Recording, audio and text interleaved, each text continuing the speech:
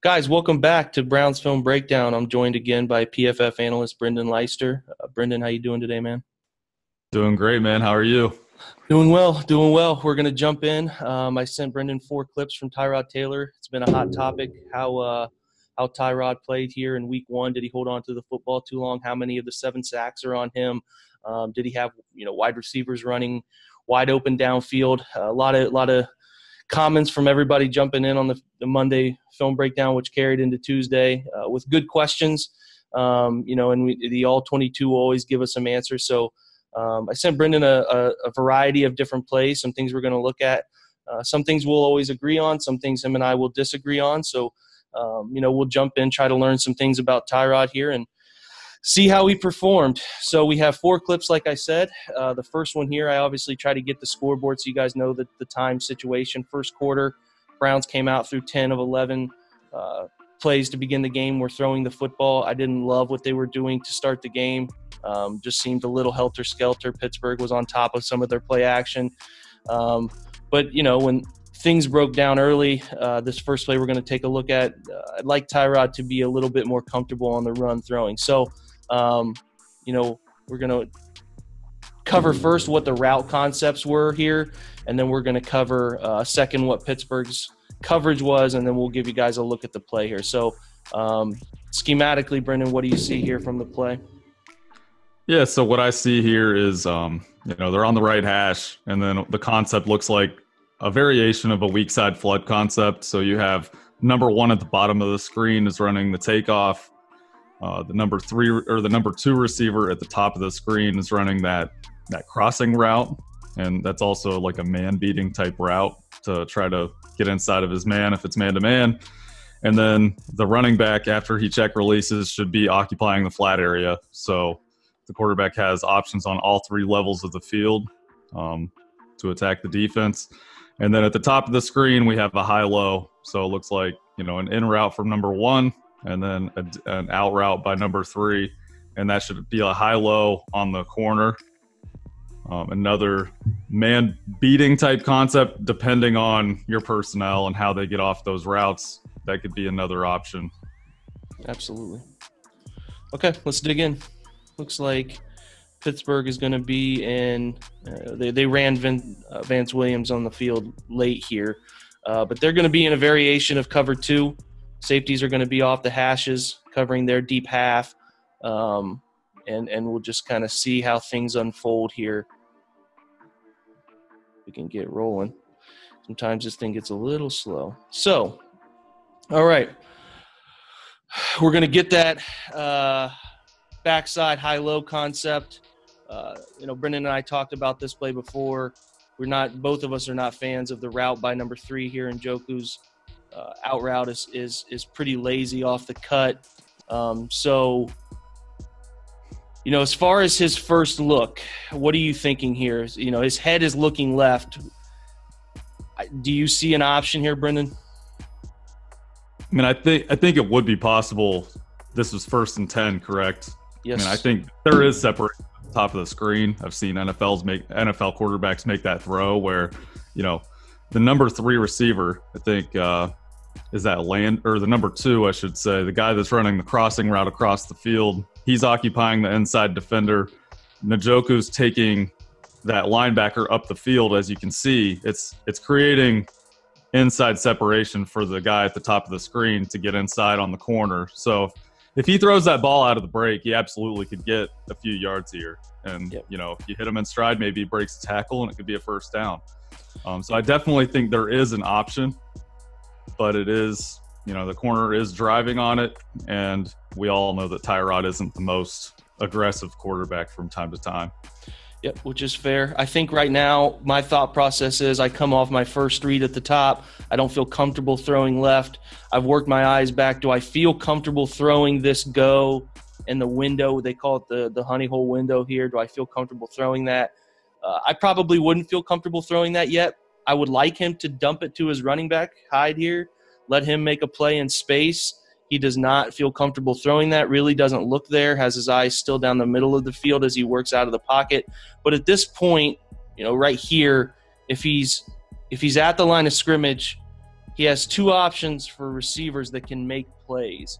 Now this throw here, you could throw this ball to Higgins where he's sitting down, and you could feel okay about that. You'd have to sit him here. You can't lead him or he's going to get depleted, but you could sit him, as it looks like Higgins is sort of throttling it down anyway. Or you still have the option of dumping it to Hyde and letting him make a one-on-one play with the corner too.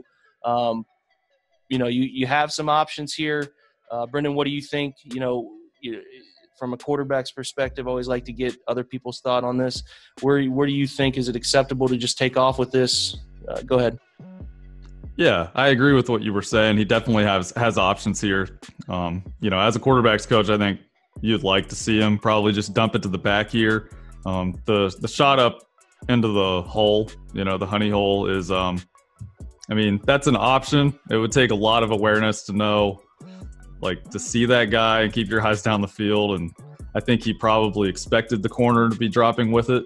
Some really, really high-level quarterbacks might make that play, but I don't think it's something I'm really going to be expecting necessarily. He does a good job of getting a few yards here with his feet, getting down, protecting himself.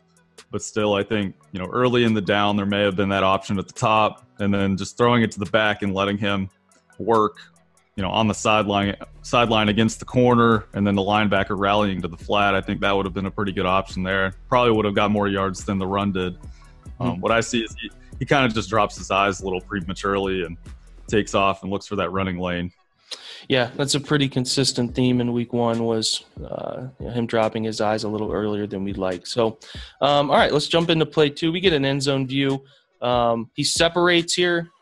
I'm not entirely sure what he's separating for. I think he could be looking at feeling like Njoku's going to get a better break here, and I'm throwing this right now. Obviously you guys can see at the top left of the screen, Njoku runs himself into a bear hug here instead of swim moving or doing anything to create separation. So I think that you can see where his eyes want to go. So I think he was actually looking at Duke maybe. I think he might have wanted to hit Duke on this. Yeah, I didn't realize that was Duke actually. Yeah, so I'm assuming that was Landry at the top. I think could be either one of those. You're right. I think he wanted Duke on the slant against the linebacker. Then he felt that pressure and dropped his eyes. Yeah. But still, what I say, Duke is holding that linebacker inside. Njoku was releasing and pushing that other linebacker vertically. That in route to number one was open out of the break. He could have hit Landry for a little gain, 5 yards or so, which is absolutely what you're looking for on first down. Yeah, and he doesn't even look like he really gets his head there. So, this is a little bit of what happened. First down-wise, not taking advantage of some pretty simple stuff in front of him, and they're behind the sticks a little bit there. Okay, so next play, we jump to the third quarter here. This one is actually a touchdown play, but there are some things Brendan and I noticed were a bit of a problem. So they're in 13 personnel. Really what Hugh Jackson loved to do last year out of 13 personnel was run vertical routes from different angles. So you'll have DeValve here running his landmark, splitting the numbers in the hash. So he'll work wide to get there. And then you have your two seam routes, putting pressure on a free safety. You can see his feet, I think, back here. It's just going to be man-free, cover one. It's going to be putting that free safety in a bind and trying to let your seam routes, one of the two, pop open with a manipulation from your quarterback's eyes. Pittsburgh does heat them up a little bit here, and in the process of heating them up, they do leave this inside linebacker on Fells up this hash, which is pretty similar, Brendan, if you recall, or you guys recall week one preseason touchdown where Njoku is a little better athlete, a lot better athlete than Fells. We can all agree on that. We caught one down the seam with an inside linebacker trying to chase him in coverage. So, let's thoughts about the play. Do you like it? Do you not like it? I like the play design. It's good. I think the biggest thing here is picking your matchup.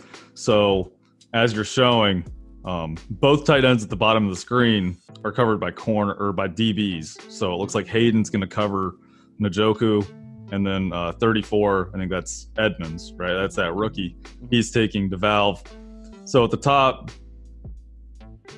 he should see that there's two linebackers there against the tight end, and we all know that Fells isn't the best athlete, but still, if he has confidence in him as we roll this, he looks right initially. The safety goes with his eyes, the free safety. Yep. And if he were to, you see that, the free safety starts to move from the middle of the field. End zone view will give us a good view of it. But yeah, you're absolutely right. He does move.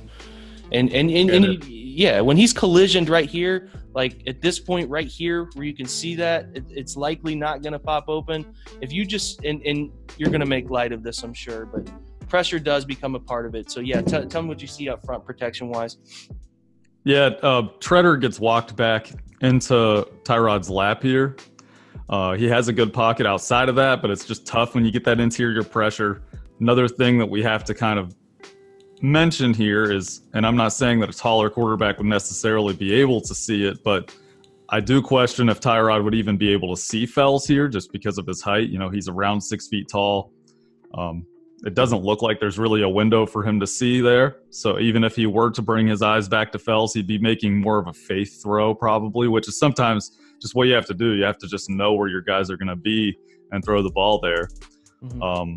I think even being in shotgun probably would have helped running this play too instead of under center, just to get him that depth, get him back from the line so he could see. But yeah, but anyway, you know, he knows it's man-to-man coverage.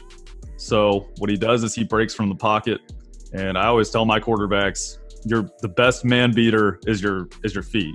Your legs are the best man beater. When those DBs and linebackers have their backs turned, if the defensive line gets out of their rush lanes at all, then there should be room to run. And as we see here, there is. And Tyrod does a great job making the defense pay. Yeah, absolutely. Great point. You know, that's the big part of Tyrod's game that balances out some of the issues we see here, not being able to locate things like he needs to locate. He can get out of situations with his feet. He did it several times Sunday. So, you know, there's a little bit of that is made up for. A little bit of the struggles in throwing the football are made up for with the feet. So you can live with that to an extent. But yeah, back to our point with the safety. I think it's Sean Davis. He does notice where they're vulnerable right off the snap. You guys can see him drift to his weak side here. He's going to notice that his linebacker's in trail position. Once he notices Tyrod's head whip right, you can see him put his foot in the ground, drive on that hash up the seam route to his left, defense's left.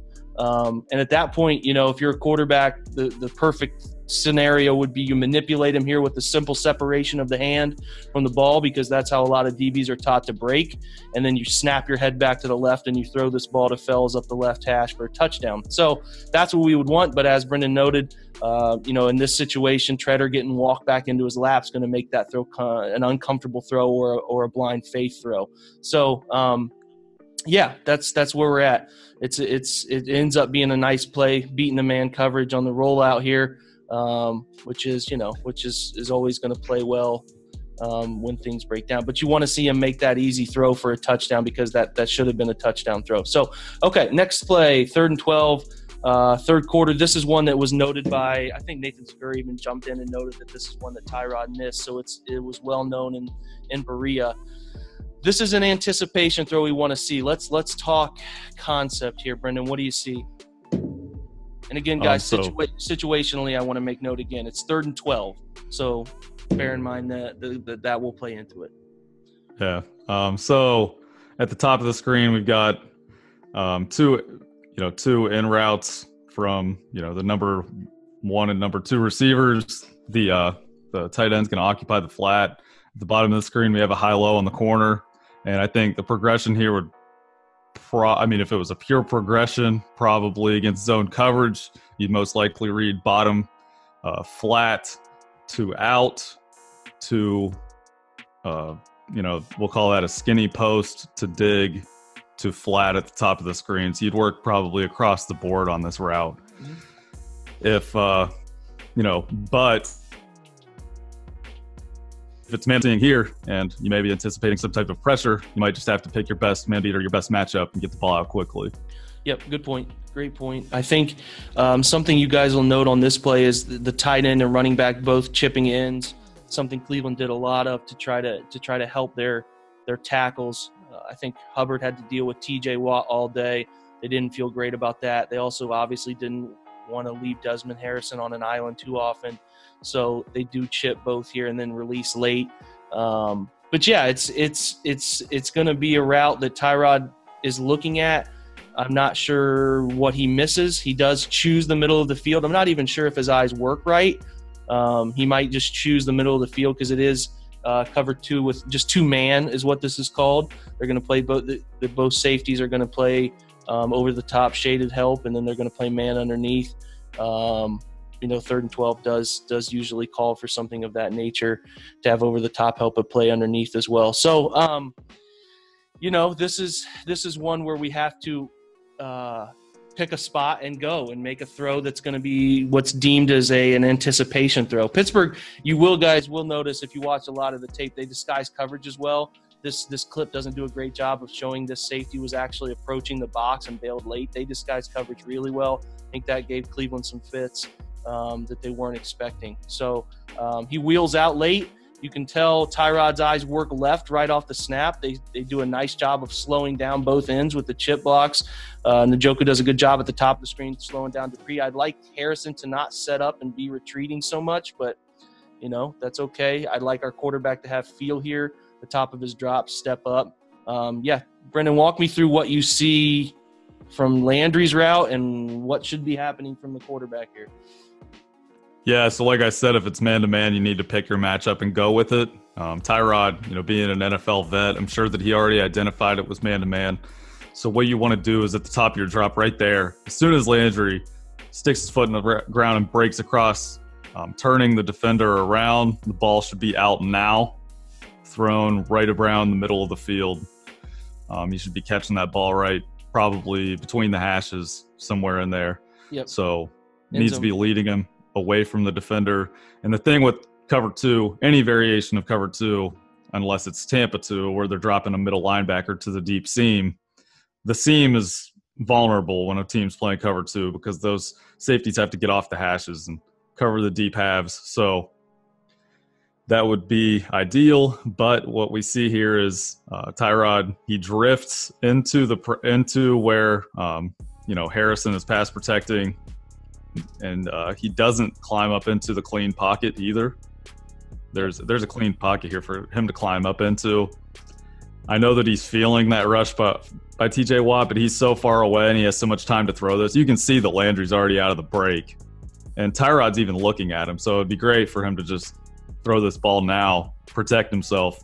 Instead, he takes the sack. Everybody blames the offensive line. But like I always like to say, it takes 6 or 7 guys typically in pass protection, including the offensive line, the quarterback, and then sometimes the running back or tight end. It takes 6 or 7 guys at a time pass protecting. And I think the quarterback actually has the most key job in that scenario every time.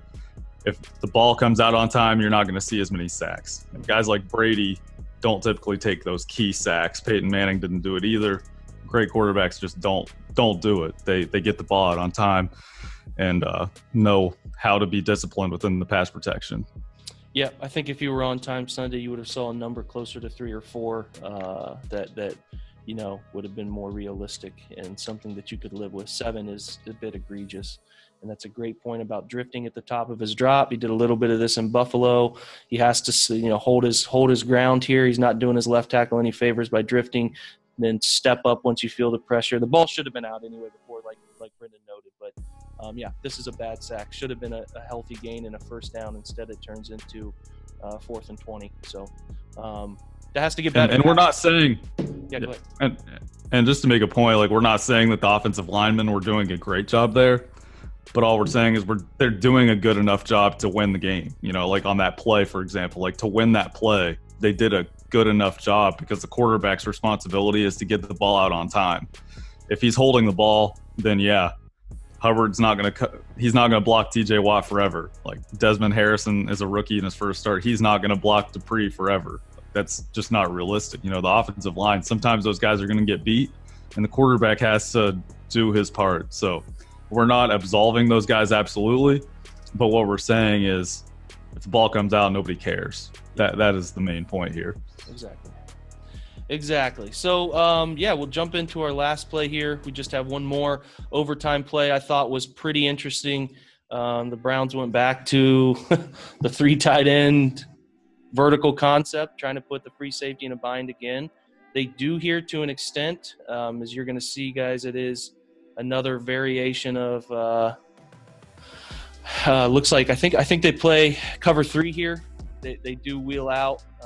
They play some cover 3, which that doesn't – I mean, you know, if you're running verticals, man doesn't totally change from, you know, a cover 3 look when you're snapping the ball in these situations, because guys are going to still occupy who's in their area. And no matter if it's man free, cover 1 or cover 3, you're going to put that free safety in a bind with your vertical route. So they do it again here. They heat up.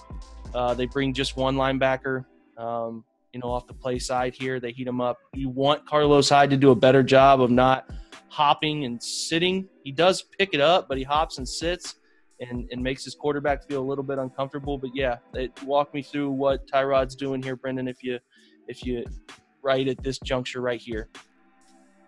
Yeah, so he turns around and he sees, I think that's, Njoku getting past the second level. Expected them to come up on the play action. They did come up a little bit. They honored it somewhat. So there is space there to make this throw. He throws the ball on time at the top of his drop, you know, and it's tougher to create velocity in that situation sometimes than it is when you can take a hitch and, you know, really drive into your throw off your back foot. Tyrod doesn't have the strongest arm in general. You know, I would say he has an average NFL arm at best. And with the weather conditions on Sunday, he really didn't show a ton of velocity typically. I thought this ball was going to get picked on Sunday when I was watching the game. I was just glad that they knocked it down. But yeah, this ball, he's kind of led up the field as well. I would say that if he puts this ball outside and allows Njoku to adjust to it away from the safety, that would have been a pretty big-time throw too. You know, leading him up the field toward the safety is tough. If he throws this ball at his back shoulder, maybe we have a chance. So that's just another little thing on the placement. But yeah, and then as we can see also, that third vertical coming across the field to the opposite hash, it's definitely open. I wonder if he, you know, what kind of led to him making this throw. I'm not saying that he's making a wrong decision by any means. It's just, I think the throw could have been better, and it's a tough play. It's just tight, you know, there's 4 defenders over there and two receivers. Yep. It is. It's tight spacing. If this play is better, the longer it develops, because the spacing becomes a little bit more clear. A lot of people that jumped in on this play wanted him to throw the number 3 up the hash here, or lead him across to the opposite hash. I get that. When he comes off of this, Njoku is open. But like Brendan noted, the ball has to be better. The end zone view is going to show you just how lofted this thing was and how dangerous it is and how much it should have been a turnover the other way. So, you know, at this point, the safety's playing 50-50 ground. So until this point right here, he doesn't break. And he's even half a second slow breaking. So, you know, it's easy to say in real time, hey, he should have hit the tight end over, you know, should have hit Fells over the middle. But at this juncture, and I don't even think he's looking at Fells yet, but it's still coverable for Davis in the middle of the field. He could get there if Tyrod came to him. But, you know, maybe you work a quick shoulder fake and come back to Fells. But when he comes off of it, he decides this is open, I'm throwing it. But look, you know, you can obviously see that this ball drifts. I mean, it needs to be driven in over the head of this, it looks like nickel here, and dropped into that window right now. If you float it like Brendan said, this ball should have clearly been picked off. Yeah, I take back what I said too about, you know, putting it on the back shoulder. It does look like he tried to do that. It is just more about the zip, the velocity that he got on the throw. And, you know, there definitely is an opportunity here in the pocket for him to just step to his left, you know, look that off to Njoku and then throw back across the field to the other tight end. Or I think that Fells? Yeah. But it's again, that's a high level play that you're only going to expect certain guys to make probably. And it just looks like this was probably the way he was coached to throw this, against this look. It's not something I'm going to nitpick, but yeah, I do agree with people that the opportunity was there for him to look off the safety and just immediately go to Fells. For sure. Yep, absolutely. So wrapping it up, guys, Brendan, overall thoughts on Tyrod's performance week 1 heading into week 2? I think the weather definitely impacted him. I already alluded to he doesn't have the best arm strength by any means. He kind of gets by on protecting the football, making plays with his legs, and then just making a throw here and there. That's what he did in Buffalo. To win with him, you really need a great defense, which the Browns might have. And then I think the run game needs to be very strong again to win with him. I think he's definitely going to always kind of hold back the wide receiving group just because of the way that he plays and the way that he won't necessarily be aggressive and get the ball out. We saw that on Sunday. So I think it was a pretty poor performance, but I am excited to see him in a dome against the Saints. I think that the Steelers have a pretty young athletic defense overall. It's a good group. It's not anything, like they were a few years ago where they were old and declining and kind of at the end. This is a good group, athletic. We saw that. And I was just excited that, he made the throw to Josh Gordon and came back and tied the game in the end. So yeah, I think the thing that I'm kind of left with is that I'm kind of wishing for more at the quarterback position. And based on the preseason, I think Baker Mayfield did show traits that would absolutely elevate the offense in some ways. The pocket presence that he showed, the velocity he throws his passes with, and the ball placement. He just has a stronger arm in general too, and he's more aggressive throwing down the field. I'm not saying that he's ready to start and absolutely has to start now, but I think there is a conversation to be had. I don't expect Hugh to do it anytime soon, but I do think that he would probably elevate the offense if he plays the way that he did in preseason. And I want to make a point really quick too. People like to talk about, it's just preseason, blah, blah, blah. Well, Deshaun Kaiser did not look that good last preseason. I just want to say that. He made a pump fake here and there, throwing to the guy that he's pump faking to, on those deep balls. He wasn't consistently accurate to the short to intermediate level of the field. He wasn't quick through progressions. So, he didn't show the traits that you want to see. And then it kind of just combusted from there in the NFL in the regular season. So I just wanted to make that point. And then when it came to Brandon Weeden, back when he had a good preseason, because people always talk about, it was just preseason with Mayfield. Brandon Weeden was staring people down like he always did that preseason. And I was concerned about him. And then he did play terrible, just like he did the year before. So, we can talk about statistics and all that stuff, but I think Mayfield showed some different traits that translate to NFL success. And that's something we can be excited about with his preseason performance, where there aren't those glaring, huge red flags in this play where it's like, oh God, this might show up in the NFL regular season and it might really come back to bite him. I don't think that Mayfield showed that the way that those other two guys did. So I just wanted to make that point because I haven't seen people say that. I've just seen people say, preseason this, preseason that. Like, no, you can take things away from preseason performance. It depends on what the guy is showing, the way that he is succeeding. And I think with the processing, pocket presence, ball placement, velocity, those types of things that Mayfield showed, absolutely, I think that he could have success as a rookie this year if he's, expected to play at any point. Yep, those are all great points. Those are very fair. And the chatter for Mayfield is only going to increase rapidly if Tyrod continues to struggle with aspects like we broke down here.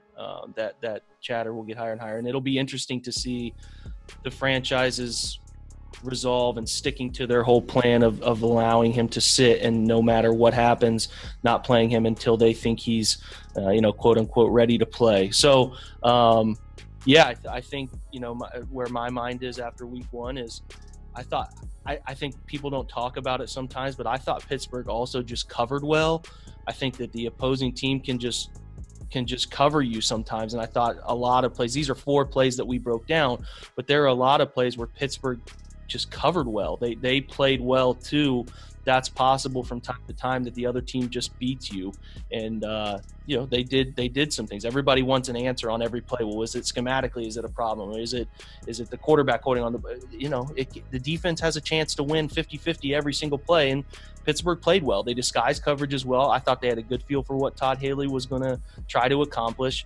And, when you mix all of those things with Tyrod being a little late on some throws, you're going to have a team that struggles. And that's why guys like myself and Brendan pointed out in the preseason that I'm not sure that the offense is going to be a click from week one sort of thing. We didn't see it click from week one. They made some interesting personnel decisions too, especially with Desmond Harrison. So they're going to have to overcome some things as well. And that wraps up this week, guys. I'll jump back in later in the week, something on the defensive side of the football. But yeah, if you have any questions, feel free to jump at the Twitter handle. Brendan always gives his input on things. I always like to retweet his stuff because he's going to give you guys insight. But yeah, it's going to be interesting to see how things shake out week 2 in New Orleans. Get some dry footballs out there, and we'll see if the offense improves. So thanks for joining us, guys. Catch us next week, Browns Film Breakdown.